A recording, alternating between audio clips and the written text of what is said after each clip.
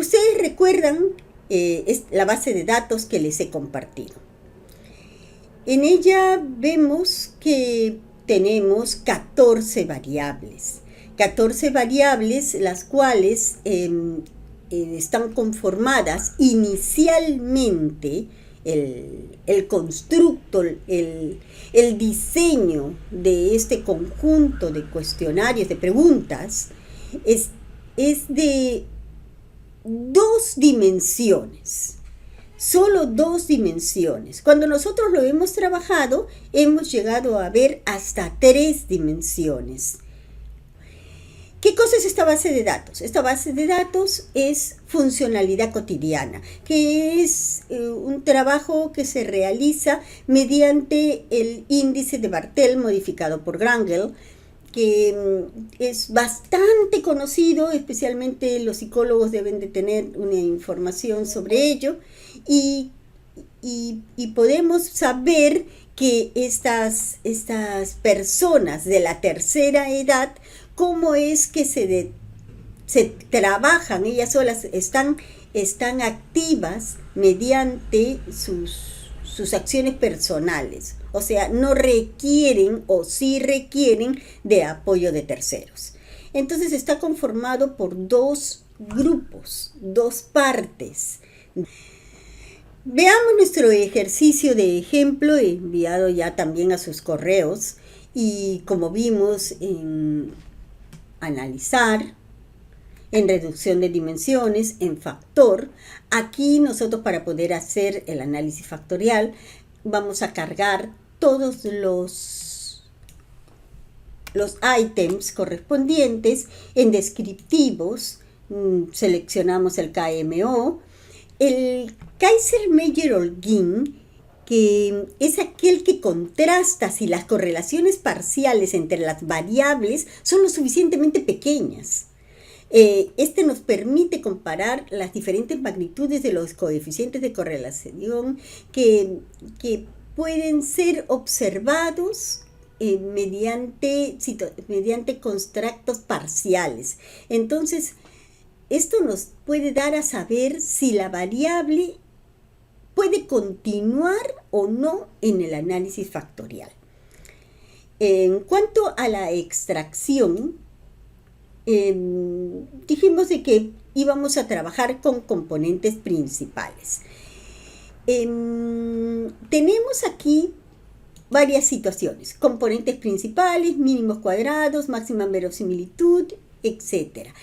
El análisis de componentes principales tiene como principal objetivo reducir la mayoría de la información que viene a ser la información original que se tiene y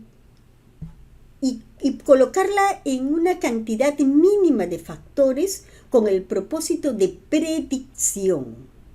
Los componentes principales se obtienen ponderaciones de cada una de estas variables para cada componente.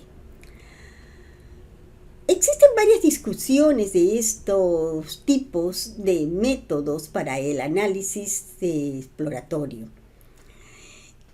Cuando se utiliza uno u otro método, el análisis factorial comúnmente llamados nos ayuda a confirmar si los datos fijados a priori por nuestro estudio, nuestro planteamiento inicial son los más adecuados en función a nuestra base de datos. En ese sentido, el análisis factorial se diría que realiza una forma exploratoria o confirmatoria en realidad en simultáneo.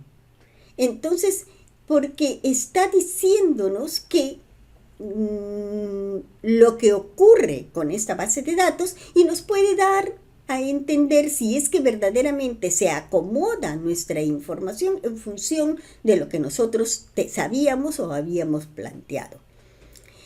En general, estos métodos constituyen técnicas para que se puedan analizar las formas de asociación lineales entre las diferentes variables. Hay que tener en cuenta de que estamos hablando de asociaciones lineales, no estamos hablando de cuadráticas, de ninguna otra naturaleza para este tipo de estudio. Cuando no existe una asociación entre estas variables, quiere decir que las correlaciones entre ellas también obviamente van a ser nulas. Entonces va a carecer de sentido continuar haciendo un análisis de los factores y de las extracciones de nuestras variables. ¿Cómo podemos seleccionar el método adecuado para trabajar en nuestros estudios? ¿Cuáles son lo que nos va a llevar a decidir cuál de todos estos va a ser el que verdaderamente se acomode? Como estaba diciéndoles, existen varias formas de analizar. Casi todas ellas son basadas en cuestiones matemáticas, pero para poder hacer un análisis, por ejemplo, de componentes principales, se considera que es apropiado cuando nuestro interés primordial es aquel que se centra en la predicción.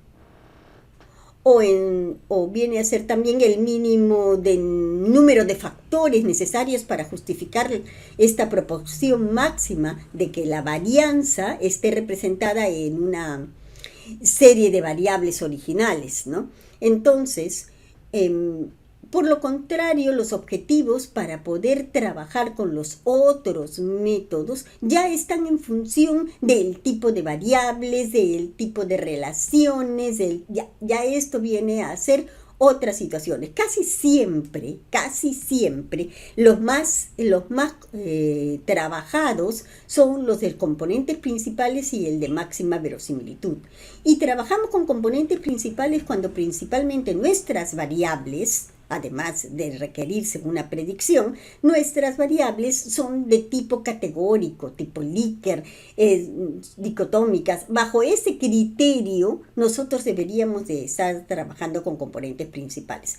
Por el contrario, trabajaríamos con máxima verosimilitud en caso en que nuestras variables sean numéricas. Y además de eso, trabajar con máxima verosimilitud requiere bastante situaciones que deben de cumplirse, como normalidad, homogeneidad, son varios asuntos, pero como probablemente, mejor dicho, en la mayoría de los casos, nuestras variables no cumplen con estos requerimientos, lo mejor es partir por lo más sencillo, por lo más, con menos restricciones, que son los componentes principales.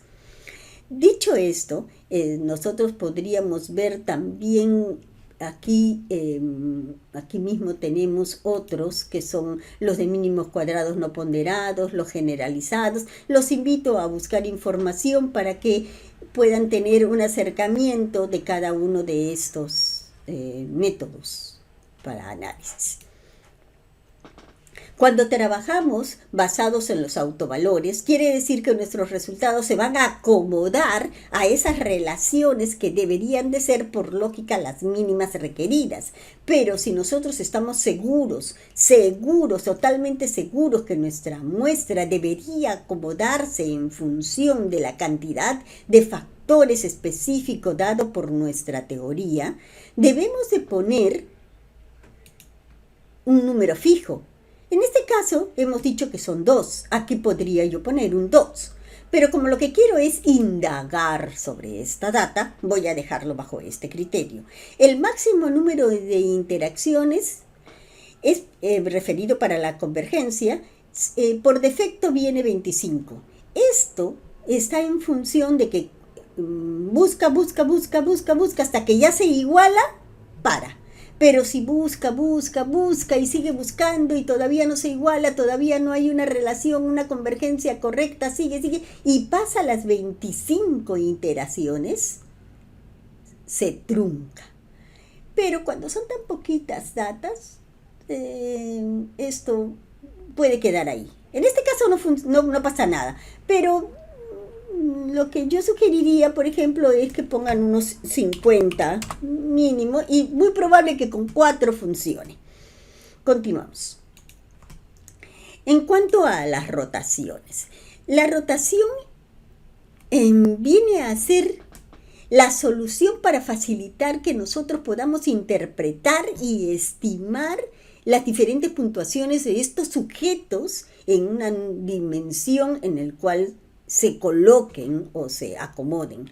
Todos los tipos de rotación son válidos, no importa cuál es el que vayamos a utilizar, todos son válidos. Sin embargo, tienen características específicas. Una de las más utilizadas, bueno, por defecto viene ninguno, eso quiere decir que no va a tomar ninguna consideración adicional para poder hacer, va a ser sin rotación.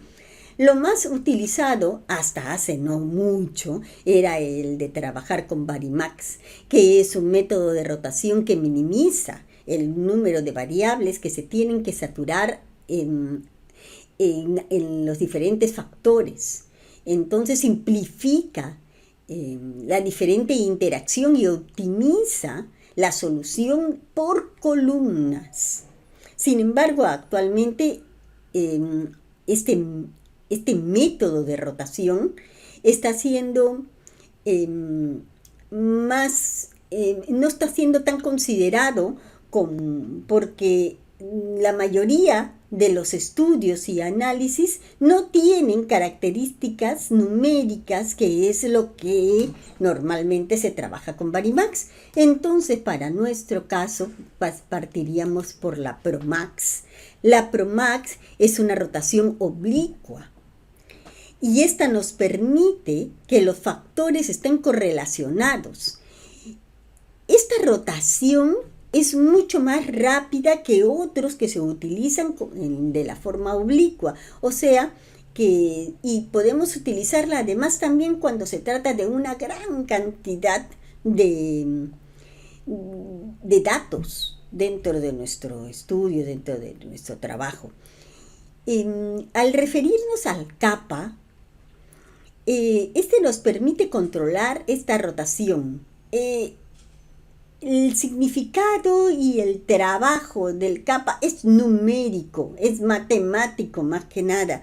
Entonces, como consejo, bueno, hay algunas cosas que se habla de ello, pero como consejo se debería dejar en 4, que es cómo es que está ligado matemáticamente el movimiento del Promax. Vale 4. Nosotros ahorita no estamos pidiendo ningún gráfico de carga. Sin embargo, esto en algunos casos es algo que nos ayuda muchísimo. Voy a ponerlo en esta oportunidad. Igual nos ayuda muchísimo y ahora lo vamos a ver. El máximo de las iteraciones tiene la misma forma que la vimos anteriormente. La podemos dejar en este caso sí, porque es rotaciones. Cómo es que van angulándose, viéndose matemáticamente las diferentes métodos, o en este caso el método Promax. 25 iteraciones estaría bien. Continuamos. Las puntuaciones no las vemos porque eso es para guardar más que nada. El análisis factorial en la parte de las opciones. Aquí esto es forma de la visualización. Todo esto es visualización. Entonces lo ponemos por tamaño, para que los mayores estén arriba y los menos pesados estén abajo, y vamos a suprimir la cantidad para que no sea tan pequeñita a 30. O sea, vamos a visualizar los valores que estén por encima de 30, no se van o incluso valores por debajo. Sí, el 30 sí se podría ver, punto 3, ¿no? Punto 3, no 30. Continuamos. Ok, ahora sí, ya habiendo explicado más o menos esto, que la vez pasada no tuvimos tiempo, hacemos los resultados. Y en estos resultados vamos a tener, si es que se presenta, acá está. Lo primero tenemos el KMO, Kaiser-Meyer-Holguín, que sus valores fluctúan entre 0 y 1. Y casi siempre es considerado un punto 6 como mediocre, y sobre eso sería lo ideal. Tenemos 8, 8, 3, entonces estamos muy bien. Y la prueba de esfericidad de Bartel es el nivel crítico, o sea, lo que nos tenemos que ver es la significancia, tenemos que es mayor a 0.05. Cuando eso ocurre, no deberíamos de utilizar el análisis factorial exploratorio. Aquí está por debajo de 0.05. En cuanto a las comunalidades, como nosotros en este momento hemos trabajado con componentes principales, este valor inicial se basa en la unidad y, digamos, nunca, muy rara vez, los valores de la extracción son iguales al inicial. Lógicamente que si es 1 van a ser menores. Entonces, tenemos aquí valores que son más pequeños. Lo ideal es que no bajen tantísimo tampoco. Esa es una forma de ver las comunalidades. Comunalidades quiere decir que estos valores, cómo es que están comúnmente relacionados, ¿verdad? Entonces aquí vemos uno de ellos, lavarse las manos y la cara, que ha bajado muchísimo a 0.377 para tomar en cuenta. Como les dije anteriormente, este estudio se basa en 2 dimensiones. Sin embargo, aquí los resultados de la muestra obtenida obtenemos hasta 3 dimensiones. Valores en la primera columna que dice total, valores de 0.1 en adelante son los que categoriza la dimensión.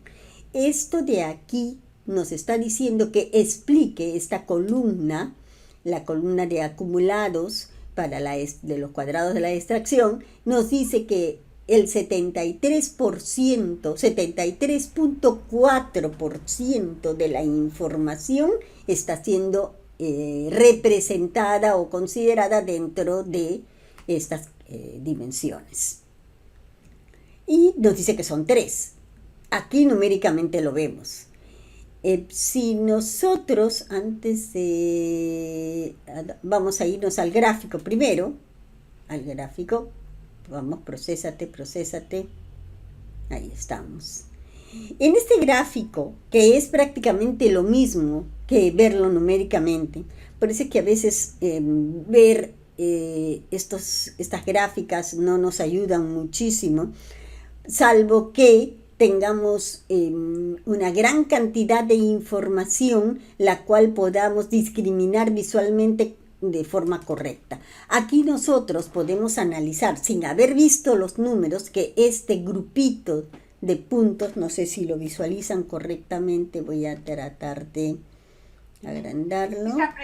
Sí se aprecia muy bien. Ya, perfecto, gracias. Este grupo de aquí arriba, que son la variable x2, x1, 3, 4 y 5, se están acomodando. Luego este otro grupo, que está a inferior derecho, también se acomoda, pero no tan perfectamente como lo está haciendo el anterior. Y por otro lado, 2 variables. Entonces aquí visualmente nosotros podemos entender, lógicamente, que esta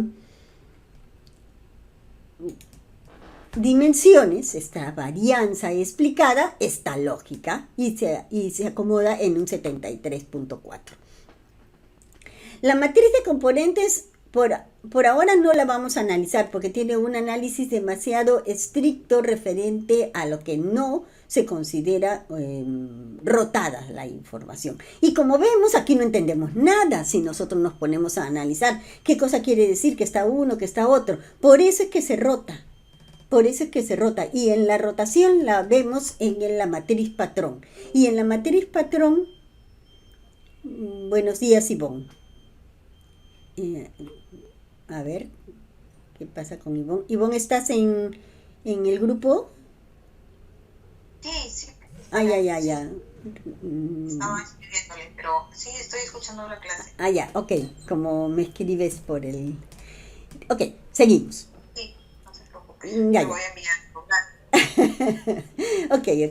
Entonces, en esta matriz patrón visualizamos correctamente estas 3 dimensiones.